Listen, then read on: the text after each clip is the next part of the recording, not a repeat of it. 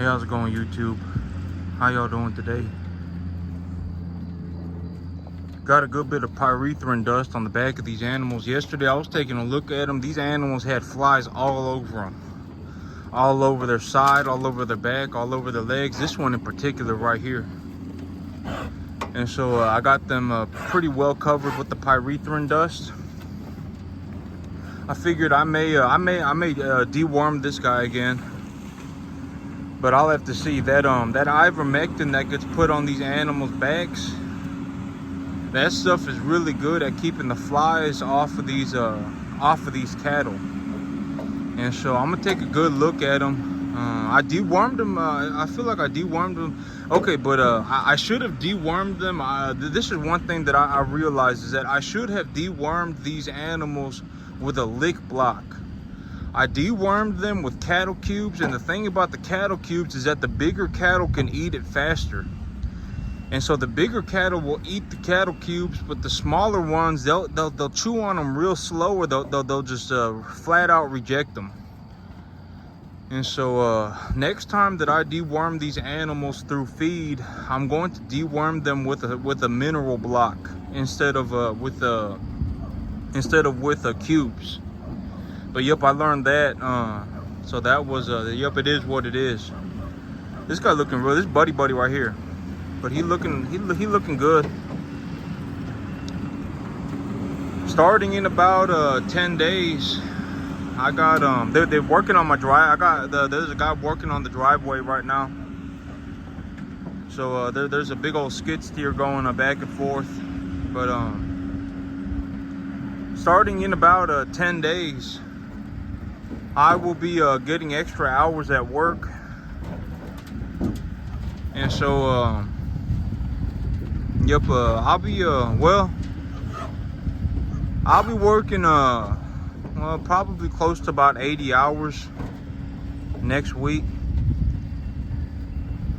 I'll have about 80 hours at work next week, or excuse me, I'll have about 80 hours a week. Excuse me, not next week, but in about 10 days I'll have about 80 hours at work.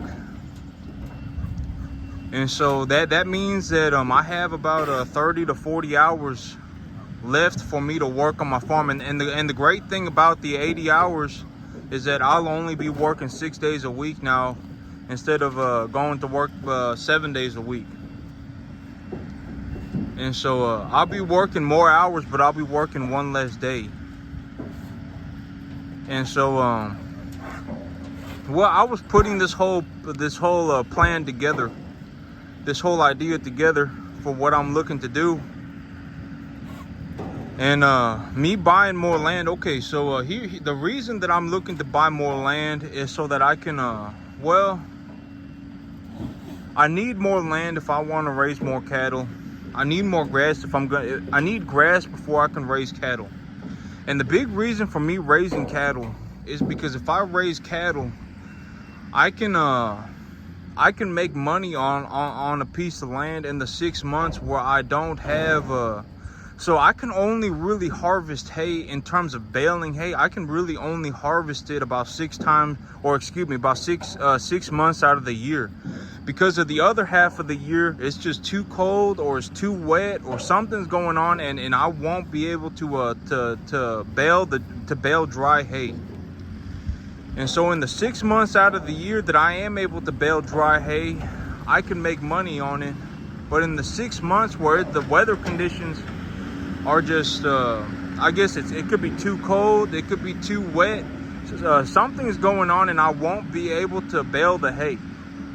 And that is why I raise cattle, and that is where the cattle come in. Because in the 6 months where I can't bale the hay, but here in Central Texas, around this area, Central East Texas, I'm able to grow grass year round, like 9 out of or about probably like 19 out of 20 years. I can grow grass here. I can grow grass here. We get enough rain. The weather isn't like too blistering cold or anything. And so about 19 out of 20 years, I'm able to grow grass here about 11 out of 12 months. So a majority of the time, I am able to grow grass here. And so the thing is if I just because I can grow it, it doesn't mean that I can bale it. The grass may be growing, but it may be too wet, it may be too too cold, etc., etc. And so that's where the cattle come in. Because if I get hay that if I can grow the grass, the cattle can just eat it. The cattle can harvest it for me. I don't have to worry about baling. And here's another thing, is that if I have the cattle, I can also I can bale wet hay, because transporting wet hay is a pain in the side, if it's even doable. Because wet hay, it needs to be wrapped in plastic. And so if I wrapped wet hay in plastic and then I stacked it up on a truck to take it somewhere else, the thing about that is that the bales will compress each other, and wet hay is extremely heavy. Wet hay weighs a whole lot more than dry hay. And so if I put wet hay up on a gooseneck or on an 18-wheeler, it's gonna weigh a lot. So well, I'm gonna need a pretty super duty truck, as well as a pretty hefty trailer, just to move that silage around. And here's the thing about silage, is that silage has way more water in it than dry hay does. And so the cost of silage, silage costs like $40 to $50 a tonnage, where dry hay costs about 2 to 3 times that. And so silage, it ain't worth very much. Transporting it is a pain in the side. I mean, it's a, if I transported a whole bunch of wrapped silage, there's a good chance that the bales will unwrap, or the bales will undo themselves enough to get air into the bale. And if air gets into the bale, I mean, it'll rot, it'll mold. And so, well, the huge advantage of having cattle is that I'm able to feed them, I'm able to grow, I'm able to make an income year round, because even when the weather ain't good enough for me to bale the dry hay, I can have the cattle eat the hay. I can have the cattle eat the grass. And the grass, I mean, I would say it is probably, like, I'm not exaggerating when I say probably about 19 out of 20 years I can grow grass here 11 out of 12 months of the year. Like, some kind of grass will grow here. It may be ryegrass, it may be like the Sudan grass up front, but there's a grass that will grow here about 11 out of 12 months of the year, probably even more, out of 19 out of 20 years. And so I get grass here. I can grow grass here all the time if I felt like it. But the problem is baling that grass. And if I want to sell the grass for money, I either need to feed it to cattle or I need to bale it to sell it. And so I was kind of going over this in my head. And in my head, I was like, you know what? You know, like, having multiple streams of income is a very beneficial thing. And I told myself, man, like, in all honesty, if I'm willing to work 80 hours a week at a job, the chances of me making less than $2,800 a month are very minimal. Like, practically anything that I do, if I work 80 hours a week at it, I'll make $2,800. And $2,800 is what I need to cover all my bills. In terms of just covering my necessities, just paying for my home, paying for my truck, paying for my insurance, making sure I have food on the table, just being 100% comfortable. Like, if I was gonna live my life, I guess, quote unquote, comfortably, if I made $2,800 a month, I could pay for everything, and I could just work whatever, and then I could just sit there at night and not worry about anything else. And so I was like, you know what? As long as I have $2,800 a month, I can live my life in peace. And if I'm willing to work 80 hours a week, you know, I'll make $2,800 practically anywhere, right? And so this whole thing, like this whole cattle thing, I can run all of this on credit. And so I was going through this over in my head yesterday, and I was like, you know what? If I go and get another field, that field, I won't be able to run cattle on it, because my I guess my philosophy of raising cattle is that I have to be here every day to take a good look at the cattle, because, well, I want to make sure everybody's doing okay and make sure everybody's getting fed, and so and all that good stuff. And so if I raised the cattle here, if I grew the hay somewhere else, the only way that I could bring the hay here is as wet hay, as silage. And if I grew that silage somewhere else, well, it would be I would have to really think about how I'm gonna do that, because silage, if I wrap it up at the other farm and then bring it here, the chances of it getting the bales getting loose and getting air into the bales are very high. I mean, it would be like it would be extremely high. Like, I would have a lot of silage loss due to mold. And so the thing that I probably have to do is I'd probably have to roll the bales over there, stack them up on a trailer, and then bring them over here and then wrap them over here. So it'd have to be pretty close. The silage farm would have to be pretty close. And so little guy just dropped the poo-poo right here, and look at how good that looks. I mean, these cattle,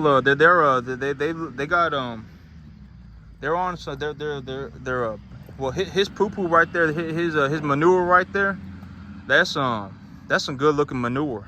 I mean, these animals, they got a lot of good feed in them, and so they're doing good. But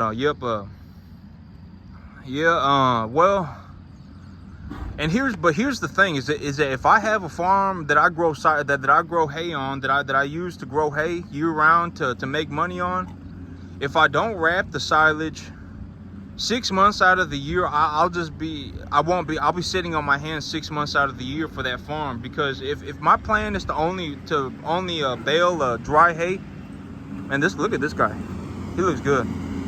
If my plan is to only bale dry hay, well, I'd only be able to do it 6 months out of the year, in the 6 months that the weather is good. And so my farm wouldn't be making any money 6 months out of the year.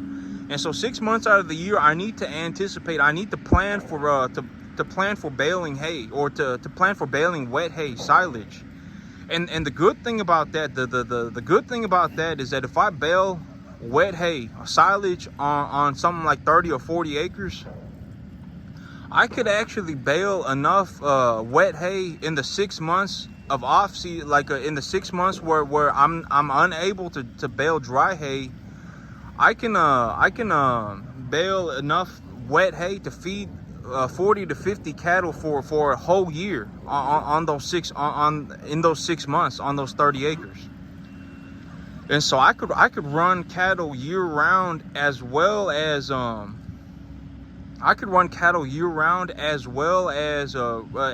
grow dry hay. At the moment season hits, I can grow dry hay then as well. I can bale dry hay at that point as well, if that was what I felt like doing. And so it opens up a lot of opportunity for me. And here's the thing, is if I can make $550 a month here on this farm, this is my big deal with myself, is that, well, if I have 80 hours at work, if I have 80 hours scheduled at work, that also means that I have about 30 to 40 hours a week that I can do whatever I want. I'll have enough capital. I'll have enough whatever I can do. I can literally do whatever I want if I work the 80 hours a week. And so in the 30 to 40 hours a week, well, I can go and I can go and buy me a field. And in all honesty, 30 to 40 acres. Well, let's say I go and get myself a 30-acre field, right? And I owe let's say $1,500 a month for it. And if I make 500 of that here, I'd still owe about 1,000. And so well, 1,000 a month. Well, I'll have to go through everything again. I'm gonna make sure I really think about this before I go for it. But I mean, I could make, I would think that I can make $1,000 a month on 30 acres. But I told myself, you know what, there's always risk. Not taking any risk is also a huge risk. And I understand that I'm very good at this, but like making something like $1,000 a month, about $12,000 a year on 50 or on 30 acres. Well, I would need good weather, and I think I could pull it off. I think I could. It would be. I think I could pull it off, especially if I was thinking about this, and I was like, you know what? If I bale silage on it, and then I feed it to cattle, the 6 months that I bale silage on it would be enough. Would grow me enough silage to feed 40 cattle year round, and so. Well, I think I could pull it off. I think I could. I think I could pull it off. And actually, now that I think about it, well, when I consider the entirety of my plan, it actually ain't the amount of risk in it is very minimal. When considering that, you know. I think that risk should be assessed for every person as an individual, because like if I was told that I was going to be put into a calculus competition, the risk would be extremely high. You know what I'm saying? Like the chances of the risk would be extremely high at that point. But in terms of like running a farm, running cattle, my personal risks are very low. Like if I was told that I needed to grow hay, you know, on 30 acres, the one day off that I have a week, I could honestly probably farm 100 acres in the one day off that I have a week. And so, but that's the bargain. That's the name of the game right now, is that I'll have about it'll be about 75, 80 hours of work at my job, and then that'll leave me with about 30 to 40 hours a week to do whatever I want, and I'll only be working 6 days a week at the job. So I get an entire day to do whatever I want. And so, yep, that's the deal. And that one day out of the week that I get to do whatever I want, I could go farm 30 acres with zero problems. But the big question that I need to ask myself is that, well, I mean, I think I can make $500 a month here, like $6,000 a year. It may be difficult, but I think I could pull it off. And if I could pull that off, that'll give me enough cash flow to cover some of the costs of the debt service to buy more land. And then I can cover the rest of the costs by farming the land itself. And this property right here, as long as I have multiple streams of income, and as long as I'm making $2,800 a month, I can pay for this property.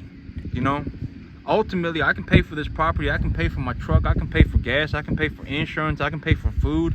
I can pay for everything. And so as long as I have the $2,800 a month, this asset is covered. And so any excess cash flow that I produce on this asset, I could just leverage it again to purchase more assets. And so I'm piecing this whole thing together, but it's coming along real well. As of right now, it looks like the puzzle pieces that I put together is, one, I'm going to up my hours at work. I'm going to go to I'm going to start working 75 to 80 hours a week.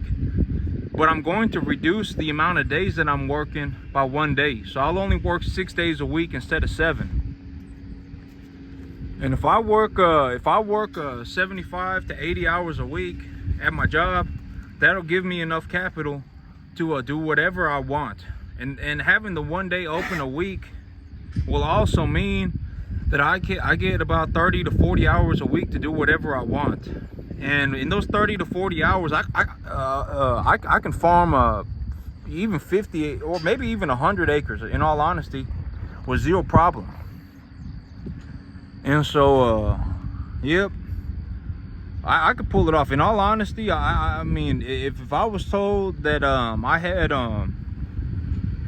yeah, I could do it. I could do it, definitely. And so, yep. But I'm gonna go for it. I got about 10 days before my new work schedule starts, and then I'm piecing this whole thing together, and I'm pretty sure I got it about figured out. But that's it for me today, YouTube. Y'all have a good one.